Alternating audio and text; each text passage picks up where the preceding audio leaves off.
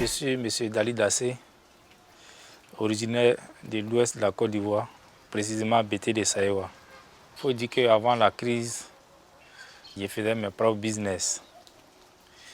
Mais quand j'ai vu l'idéologie du président Laurent Gbagbo par sa politique, automatiquement j'ai pris cause pour lui. Nous avons créé une association qu'on appelait dans le temps Tunayo pour Gbagbo. J'étais le secrétaire à l'organisation dans l'association. Quand les campagnes ont commencé, j'étais chef de file au niveau de l'association, au niveau de la sous-préfecture. Donc c'est comme ça, quand la crise est arrivée, je me suis dit quoi, un jeune, personnellement, moi je me suis dit que je ne pouvais pas mourir dans une maison. Parce qu'à Yopougon, c'était devenu un peu de la merde.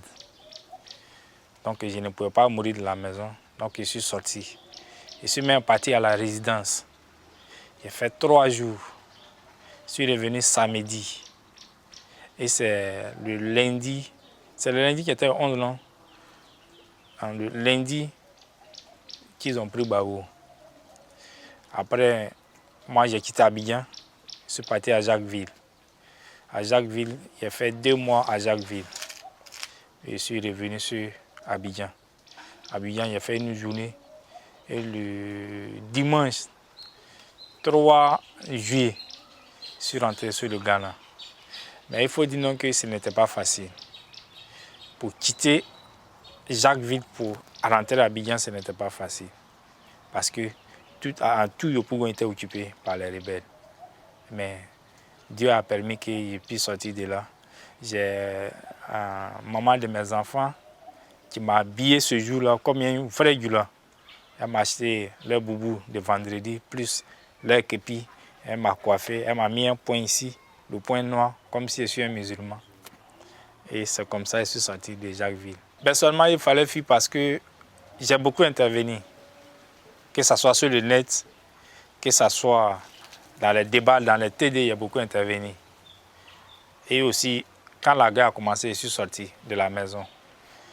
Je suis sorti de la maison. Donc, partant de là, je ne pouvais pas rester en Côte d'Ivoire. Je ne pouvais pas rester en Côte d'Ivoire parce que, même étant au Ghana ici, j'ai mon beau-même qui m'a menacé. Parce que ça veut dire quoi je suis capable. Donc, il m'a menacé que le jour que je viens là-bas, il va m'attraper pour me donner aux rebelles. Donc, c'est ça qui fait que je ne pouvais pas rester en Côte d'Ivoire parce que ceux qui sont en Côte d'Ivoire, c'est qu'ils sont en train de vivre. Si moi je suis là-bas, je ne peux pas vivre ça. Je suis arrivé au Ghana le dimanche 3 juillet 2011. Quand je suis arrivé à la frontière, j'ai été accueilli par la police d'immigration qui m'a conduit dans un petit camp qu'on appelle camp de transition, camp de transit à Elibou. De là, j'ai fait 3 semaines. Mais il faut dire non que ce n'était pas facile. Parce qu'il y avait du monde et le camp était petit. Pour manger même là, vous faites des rangs chaque soir pour aller prendre la nourriture. Ce n'était pas facile. Et quand il pleut, les bâches, on était sur les bâches. Les bâches, il y avait l'eau en bas et on dormait sur l'eau. Mais l'eau ne pénétrait pas les bâches. Il faut dire que ce n'était pas facile. Et là-bas, la majorité, on était les jeunes.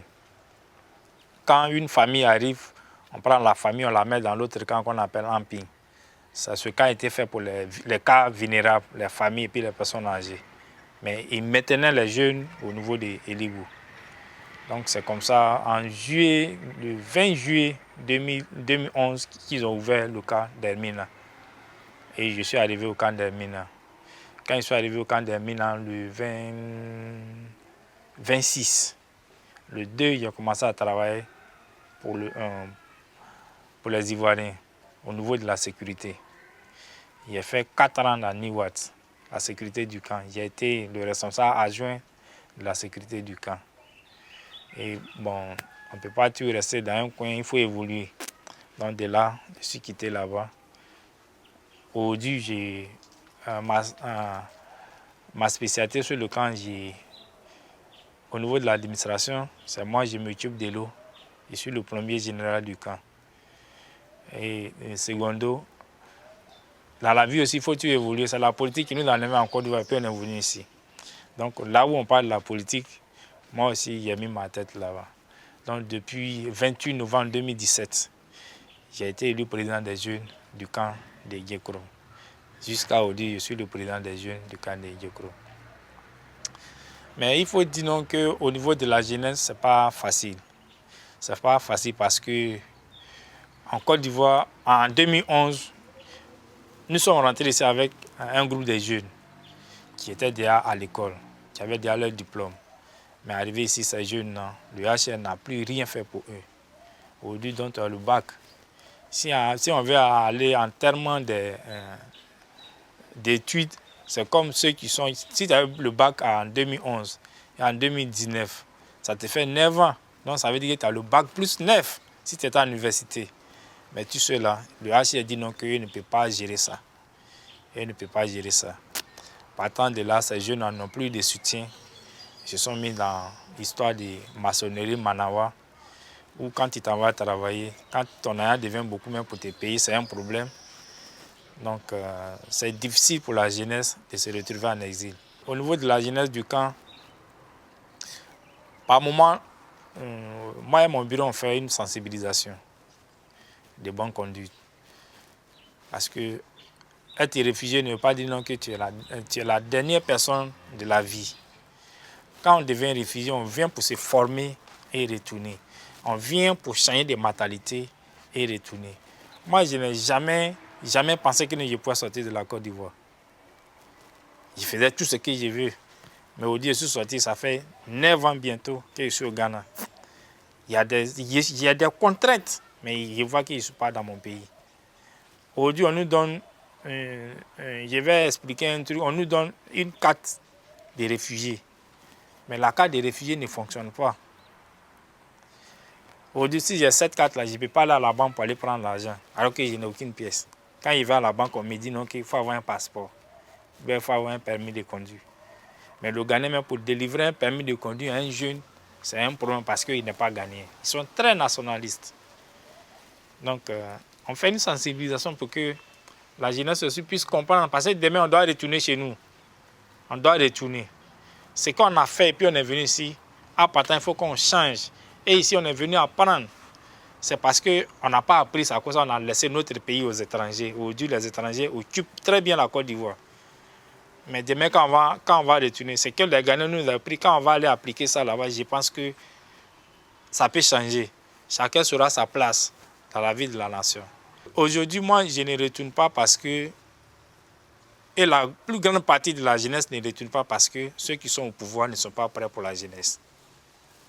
D'abord, quand tu es étudiant, c'est un problème pour eux parce qu'eux, ils ne sont pas là à l'école. La majorité de ceux qui sont en Côte d'Ivoire, qui gouvernent actuellement, beaucoup ne sont pas là à l'école. Voilà. Comme c'est des rebelles, ils occupent des postes qu'ils occupent. Donc, moi, je ne peux pas rentrer en Côte d'Ivoire parce que le pouvoir qui est en place ne m'arrange pas. Et je suis sorti à cause de quelqu'un que je suis politiquement, que je respecte politiquement, que je sais que cette personne-là, si cette personne est en Côte d'Ivoire, la vie de la nation peut évoluer. Tant que Laurent Gbagbo n'est pas sorti à prison, moi je suis toujours dans mon exil. Parce que c'est lui seul qui peut garantir la paix des réfugiés. C'est lui seul qui peut garantir le retour des réfugiés en Côte d'Ivoire. Pas plus une semaine, ou bien une semaine, le ministre des Affaires étrangères de Ouattara est parti à Genève pour dire non qu'il n'a qu'à demander aux responsables de HR d'annuler le statut des réfugiés. Qu'il y a à 95% des réfugiés sont rentrés. Que ceux qui sont restés, et ils ont des problèmes avec le gouvernement, ça veut que ça, ils ne veulent pas rentrer. Moi, j'ai dit non, que c'est archi faux. Les réfugiés sont là. Au Ghana, ici, nous avons 3 camps de réfugiés. Il y a Fetenta, il y a Amping et à Djekro. Et il y a les réfugiés urbains. Dans le temps, en 2017, quand on a fait une réunion avec le HR, nous étions 11 000. À Amping, ils sont 3 500. À Djekro, nous sommes 1412 personnes. à Finteta, ils sont 1200 personnes, plus les réfugiés urbains. Quand on dit réfugiés urbains, c'est ceux qui ont le statut de réfugiés mais qui n'habitent pas les camps, qui sont dans les villes. C'est ceux qu'on appelle réfugiés urbains. Donc quand on fait le total, ça faisait 11 000 personnes. Mais ceux qui sont partis, ceux qui ont commencé à faire le départ, ça, ils ne peuvent même pas atteindre 2000 personnes. Parce que le plus gros contingent qui est parti, c'est à 189 le mois passé. Sur tout le territoire ghanéen, y compris même Bénin. Parce qu'il y a le député de Bénin, il y a le député FP qui était au Bénin, qui était dans le convoi, qu'ils ont compté aussi, ils étaient au nombre de 189. Donc les réfugiés sont encore au camp, les réfugiés sont encore au Ghana, que le gouvernement arrête de dire à la communauté internationale qu'il y a 95% des réfugiés qui sont rentrés. Mais regarde, quelqu'un qui a tout perdu, qui quitte son pays et puis il vient se réfugier dans notre pays pour sauver sa vie, il retourne. Vous lui proposez 300 000 pour retourner. Par contre, des immigrés, des gens qui se lèvent volontairement pour aller se chercher dans un pays, arriver là-bas, ils ont eu des problèmes. Ils savent les chercher en Libye et ils leur donnent 1 million de francs CFA chacun pour retourner au pays. Quelle est cette injustice? Ceux qui sont ici ne sont pas des Ivoiriens.